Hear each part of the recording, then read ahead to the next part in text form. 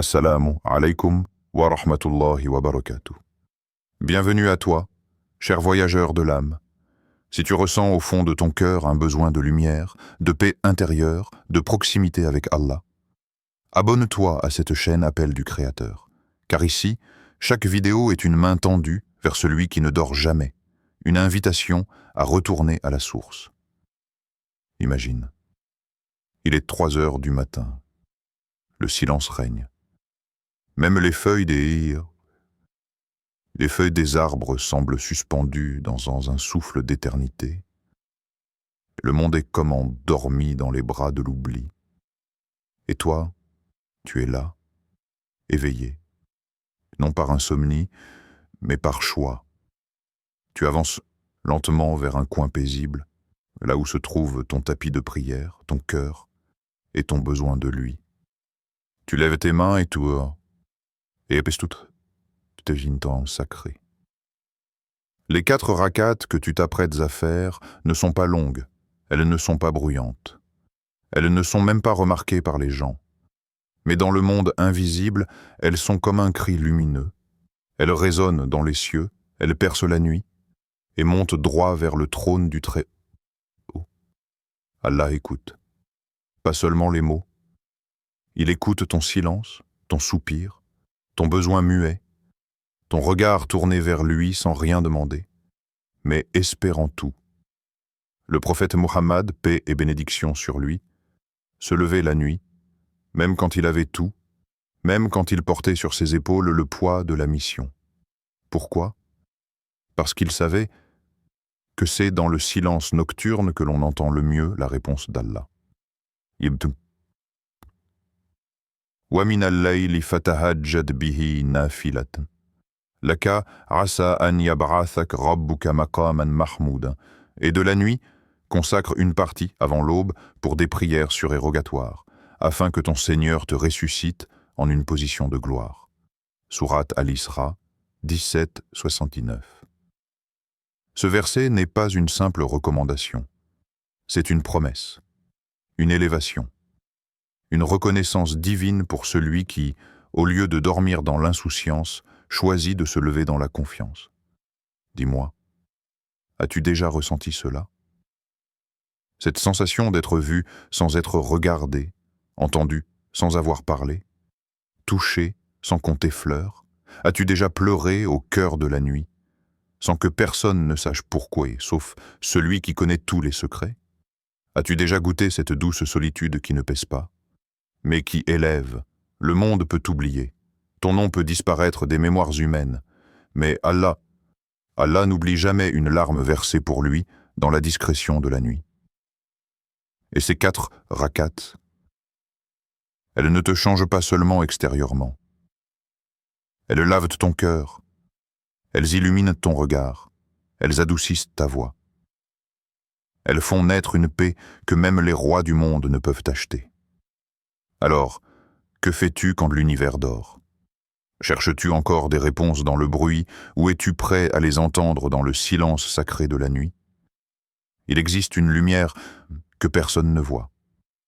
Pas une lumière suspendue au plafond, par un rayon du soleil ou une lueur de lune. Non, une lumière que les yeux de ce monde ne reconnaissent pas, mais qui brille puissamment dans l'invisible. C'est la lumière du cœur, celle qui naît dans le calme d'un roukou, dans la sincérité d'un sajda, dans la douceur d'un dhikr murmuré entre 2 larmes. Ce n'est pas une lumière que l'on exhibe, ni que l'on recherche pour être admiré.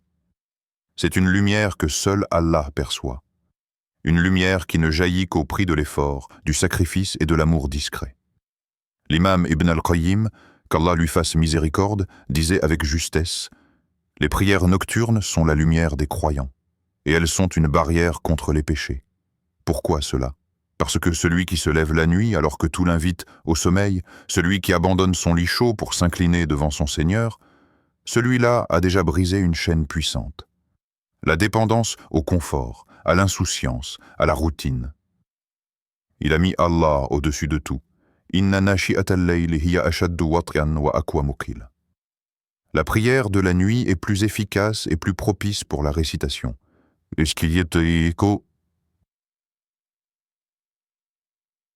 Sourate Al-Muzammil, 73, 6. Ce verset est un secret, car il nous dit que la nuit n'est pas simplement un moment où tout dort, mais un moment où tout devient plus vrai. La parole est plus droite, plus profonde, et la connexion avec Allah, plus intime. Toi qui écoutes ces mots, dis-moi, quand as-tu ressenti cette lumière pour la dernière fois? Pas celle qui éclaire la pièce, mais celle qui dissipe l'angoisse. Pas celle qui brille à l'extérieur, mais celle qui fait fondre la noirceur intérieure. Tu l'as peut-être oubliée.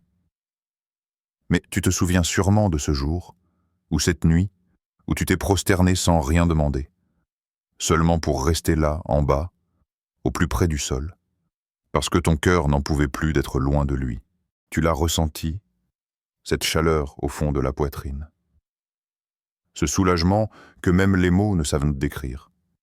Tu t'es levé vide, et tu es reparti rempli. La lumière que donne Allah à celui qui prie la nuit n'est pas une faveur temporaire. Elle transforme, elle purifie, elle éclaire ton jugement, aiguise ta conscience et te rapproche du haqq, de la vérité.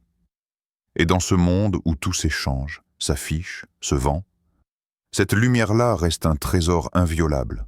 Personne ne peut te la voler, personne ne peut l'imiter.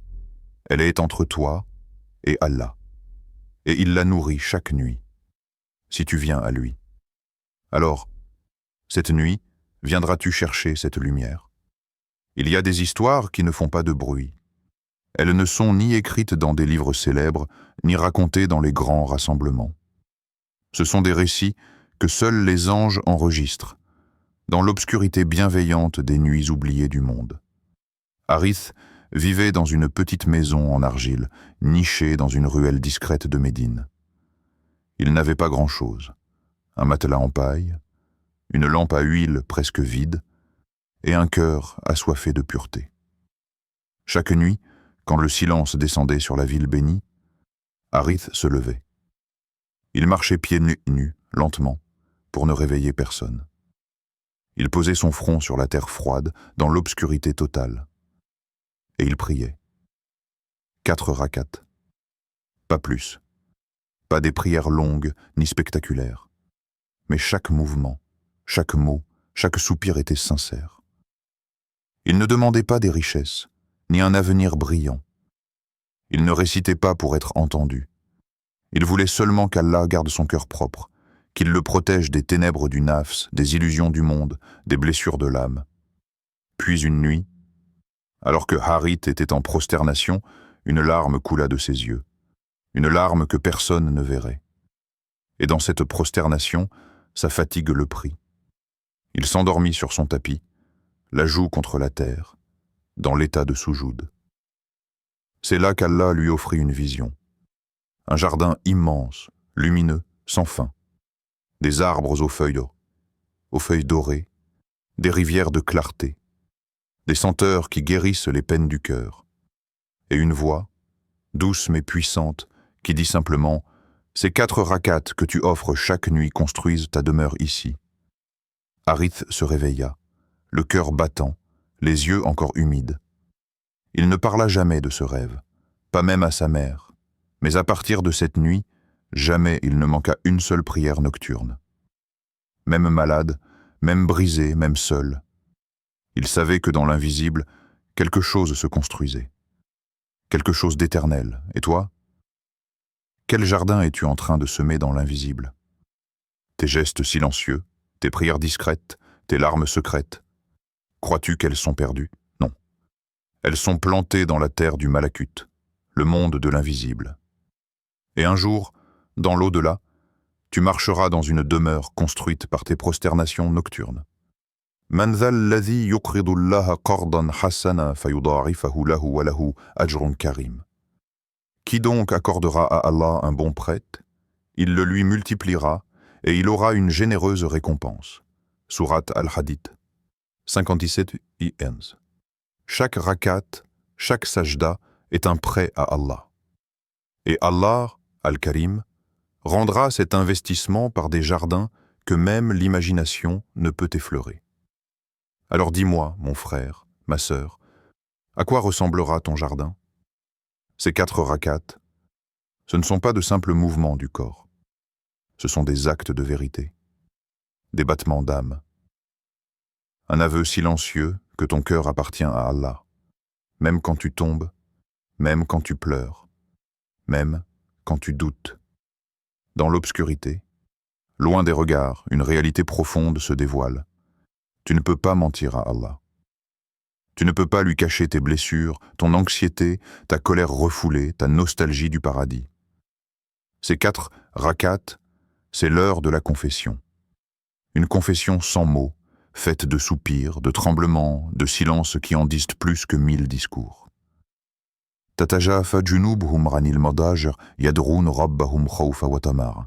Ils s'arrachent à leur lit pour invoquer leur Seigneur par crainte et espoir. Sourate As-Sajda, 32c. Entre la peur de décevoir et l'espoir d'être aimé malgré tout, tu te tiens là, en équilibre entre tes fautes et sa miséricorde. Tu trembles parfois, mais tu avances. Et c'est cela, la foi. Il y a une chose que les anges admirent, que même les créatures invisibles du ciel respectent. Un être humain qui lutte contre le sommeil pour s'incliner devant son Seigneur. Un être humain qui, en secret, sans rien attendre du monde, cherche uniquement la proximité d'Allah. Ces 4 rakats deviennent alors bien plus qu'une prière. Elles deviennent un pacte, un serment. Une déclaration silencieuse, « Ya Rab, malgré mes erreurs, je suis à toi. Malgré mes manquements, je te cherche encore. » Et parfois, tu te rends compte que ce que tu ressens dans ces moments, aucune parole ne peut le traduire. C'est comme si ton âme parlait dans une langue oubliée, une langue que seul Allah comprend. Tu ne demandes même plus avec les mots. Tu demandes avec tes larmes, avec ton front posé sur le sol, avec ta simple présence dans la nuit. Ces instants sont précieux, et ce qui est pur ne brille pas aux yeux du monde. C'est pourquoi personne ne saura jamais ce que tu vis à ce moment. Mais Allah, lui, voit. Il voit ce que tu ressens quand tu t'effondres. Il entend le frisson de ton cœur, les battements accélérés de ta poitrine quand tu l'évoques. Il sait ce que tu ne sais même pas formuler. Alors, qui es-tu quand tu es seul et face à Allah? Que vaux-tu lorsque tout est retiré, sauf ta foi? Qu'as-tu à lui dire quand le monde ne t'entend plus, mais que lui tend l'oreille? Peut-être que c'est justement dans ce silence que tout commence. Imagine un ciel sans fin, traversé par des légions d'anges, chaque nuit. Ils descendent en silence, comme des souffles de lumière, puis remontent. Mais ils ne remontent jamais les mains vides. Ils portent des noms écrits avec une encre invisible, les noms de ceux qui, alors que le monde dort profondément, choisissent de se lever. Non pas pour être vus ni entendus, mais pour être reconnus dans le royaume d'Allah. Le prophète Mohammed nous a confié un secret sacré. Tenez-vous debout en prière, la nuit, c'est l'habitude des pieux avant vous. C'est un moyen de se rapprocher d'Allah, une expiation des péchés, une barrière contre les fautes. Rapporté par At-Tirmidhi. Tu réalises? C'est l'habitude des pieux, de ceux qu'Allah a aimés. Et cette habitude continue aujourd'hui. À travers chaque homme, chaque femme, chaque enfant, qui lutte contre le sommeil et se tient debout pour quelques instants dans l'obscurité. Et pendant ce temps, là-haut, une scène se déroule. Les anges inscrivent. Ils murmurent ton nom. Et ce nom monte, porté comme un parfum spirituel, pur, sincère. Le froid t'a piqué, mais tu t'es levé. L'eau t'a glacé les mains, mais tu as fait tes ablutions. Ton corps voulait rester sous les draps, mais ton âme criait vers Allah. Et alors, tu t'es tenu et droit, humble, brisé et parfois, mais présent. Et les anges ont vu. Ils n'oublient pas. Dans le silence cosmique, un nom est lu, doucement. Et ce nom, c'est peut-être le tien. As-tu déjà pensé à cela? Que les créatures du ciel puissent te connaître non pas pour ce que tu as dit ou fait en public, mais pour une prière faite en cachette, une prière à moitié tremblante, les yeux gonflés de larmes, le cœur entre peur et espoir. Les anges, eux, ne dorment jamais. Ils assistent, ils veillent. Ils remontent vers Allah avec ton nom, ton geste, ton soupir. Et Allah, lui, ne rejette pas celui qui l'invoque dans la nuit. Peut-être as-tu pensé que tes prières nocturnes étaient insignifiantes, trop faibles, trop rapides. Mais ce que tu ignores, c'est que dans le monde céleste, elles brillent comme les étoiles. Il se peut qu'un simple « Ya Allah » chuchoté dans une nuit obscure fasse frissonner les cieux. Il se peut que les anges se tournent vers Allah et disent « Voici ton serviteur, il t'a appelé, il a sacrifié son confort pour un moment avec toi. Et si ce soir, ton nom montait à nouveau? Alors je te pose une dernière question. Ton nom sera-t-il porté par les anges cette nuit-là? Le monde moderne nous enchaîne. Les écrans scintillent, les notifications vibrent, et dans ce tourbillon sans fin, nous perdons souvent la clarté. Le bruit, constant. La course, sans répit. Tout cela nous épuise, nous dilue, et parfois, il semble que l'âme se perd dans cette agitation. Mais la nuit, douce et silencieuse, offre un refuge. Elle ne juge pas, elle ne réclame rien. Elle est simplement là, calme et pure. Et dans ce silence, tu retrouves la paix. Tu retrouves ta vérité. Tu te lèves dans la tranquillité de la nuit pour accomplir ces 4 rakats. Et au-delà de l'acte, quelque chose de magique se produit. Ton cœur, assiégé par les préoccupations du jour, trouve une oasis, comme une eau pure qui éteint la soif de l'âme. Le prophète a dit « La meilleure prière après les prières obligatoires est celle de la nuit. » Sahih Muslim. Alors, pourquoi se priver de ce don divin? Ces 4 rakats, ce ne sont pas seulement des gestes de dévotion. Ils sont une source de purification. Comme la pluie qui nettoie la terre desséchée, ces prières nettoient ton cœur des lourdeurs accumulées. La nuit, dans son intimité, te donne ce que le monde extérieur ne peut offrir, une chance de recommencer.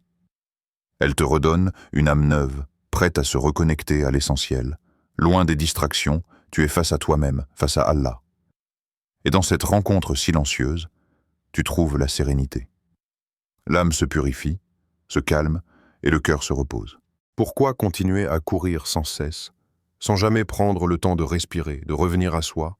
La nuit, elle est là, et ce qui, elle est là, pour te rappeler que tout peut être redémarré. Que même si le jour a été lourd, même si la semaine t'a vidé, tu peux toujours retrouver cette lumière. Elle est là, chaque nuit, juste sous tes yeux. Alors, je te pose cette question. Pourquoi ne pas profiter de ce moment pour offrir à ton âme un instant de répit, un instant de purification, chaque nuit? Tu as tant prié, tu as tant levé les mains, tu as répété les mêmes invocations, les mêmes mots, avec larmes, parfois avec colère, parfois avec espoir. Mais le silence s'est resté. Et alors tu t'es demandé, pourquoi? Pourquoi Allah ne répond-il pas? Pourquoi le secours tarde-t-il à arriver? Mais peut-être que ta voix n'attend qu'un moment particulier. Un moment où les autres dorment. Un moment où les cœurs s'apaisent. Un moment où l'univers est suspendu. Où le ciel s'ouvre. Où la miséricorde descend. Ce moment, c'est le dernier tiers de la nuit. Le prophète a dit, et c'est l'un des secrets les plus puissants que l'on puisse entendre. Notre Seigneur descend chaque nuit au ciel le plus bas, quand il ne reste qu'un tiers de la nuit, et il dit « Qui m'invoque pour que je lui réponde? Qui me demande quelque chose pour que je le lui accorde? Qui demande pardon pour que je lui pardonne ?» Sahih al-Bukhari, Sahih Muslim. Il t'appelle. Pas une fois dans ta vie, pas une fois dans l'année, mais chaque nuit. Et toi, tu dors. Chaque nuit, Allah descend, tendrement, majestueusement, et il t'appelle. Mais tu dors. Tu cherches des réponses dans la journée, alors que les portes du ciel s'ouvrent pendant la nuit. Tu réclames des solutions au cœur du tumulte, alors qu'elles t'attendent dans le silence. Et votre Seigneur dit, « Invoquez-moi, je vous répondrai. » Sourate Ghafir, 40, 160. Tu n'as pas été oublié. Aucune de tes larmes n'a été perdue. Aucune de tes douleurs n'a été ignorée. Mais la clé, et c'est peut-être là dans ces 4 rakats, offerte à une heure où le monde dort, mais où le trône t'écoute. Cette clé, elle ouvre les portes du ciel. Elle transforme le silence apparent en réponse profonde. Elle donne à tes invocations un écho dans l'invisible. Alors ce soir, te lèveras-tu? Feras-tu partie de ceux que le monde ignore, mais que le ciel entend? Dormiras-tu, alors que ton Seigneur t'attend avec compassion, avec générosité, avec amour? 4 rakats. Seulement 4, mais chaque nuit. Ce n'est pas la grandeur extérieure qui compte aux yeux d'Allah. C'est la discrétion du cœur, la répétition silencieuse, la fidélité dans l'invisible. Ce petit geste, si tu le fais avec amour, il devient immense dans le livre d'Allah. Dans un monde qui célèbre le bruit, la performance, le spectaculaire, Allah regarde la constance. Il aime ce qui dure, ce qui ne flambe pas en un instant pour s'éteindre le lendemain. Il aime ce cœur qui, même fatigué, même distrait, même brisé parfois, revient, encore et encore. Le prophète l'a dit clairement, « Ahabul armal ilallah adwamuha wa inqal » Les œuvres les plus aimées d'Allah sont celles qui sont constantes, même si elles sont peu nombreuses. Sahih al-Bukhari. Tu vois? Ce n'est pas la quantité, c'est la fidélité. Ce n'est pas la durée de ta prière, c'est la tendresse avec laquelle tu la répètes chaque nuit. Comme un rendez-vous d'amour avec ton Créateur. Même 5 minutes, même en silence, même en larmes, mais un rendez-vous que tu n'oublies pas. Les 4 rakats deviennent alors une signature de ton âme. Elles deviennent ta trace dans l'invisible, une trace que personne ne voit sur terre, mais que les anges recopient dans les cieux. Tu construis quelque chose que même toi tu ne mesures pas encore. Et si tu tombes, si tu rates une nuit, reviens. Ne laisse pas la honte t'éloigner de celui qui t'aime, même dans ton imperfection. Car Allah n'attend pas que tu sois parfait. Il attend juste que tu sois fidèle. Alors, dis-moi, et si tu faisais ce pacte dès ce soir? Un pacte entre toi et lui. 4 rakats. Chaque nuit, jusqu'à la fin. Pas pour le monde, pas pour les vues, pas pour les miracles visibles, mais simplement pour cette lumière éternelle que seul Allah voit. Chers et frères, chères sœurs, tu viens d'écouter un rappel, mais ce n'est pas une simple parole. C'est un appel, un souffle, une clé vers un monde invisible, un monde où l'on marche seul, mais jamais sans être vu. Un monde où 4 simples rakats peuvent ouvrir des portes que 1000 efforts n'ouvriraient même pas. La nuit est une invitation céleste.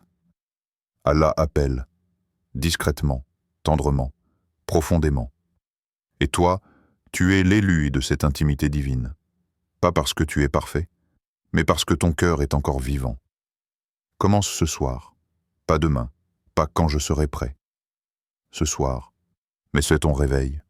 Lave ton cœur de tout ce qui l'alourdit et offre ces 4 rakats à Allah, pas comme un devoir, mais comme un cadeau silencieux, enveloppé dans l'amour, scellé par les larmes, parfumé de sincérité. Tu ne verras peut-être rien. Pas de lumière dans ta chambre, pas de voix dans l'air, pas de miracle visible, mais ton âme saura. Elle sentira une clarté, une paix, un apaisement, car elle aura touché quelque chose d'éternel. اللهم اجعلنا من الذين يتلذذون بعبادتك في جوف الليل وارزقنا نورا بين أيدينا يوم نلقاك. Amin. Ô Allah, fais de nous ceux qui goûtent à la douceur de ton adoration au cœur de la nuit, et accorde-nous une lumière devant nous le jour où nous te rencontrerons. Amin. Alors, lève-toi. Une lumière t'attend, et elle ne s'éteindra jamais, pour celui qui se lève pour elle, qu'Allah t'accorde la force de te lever pour lui, même lorsque tout dort autour de toi, qu'il illumine ton cœur, ta vie et ton au-delà. N'oublie pas, la nuit cache un secret que seuls les cœurs sincères peuvent entendre Assalamu alaykum wa rahmatullahi wa barakatuh.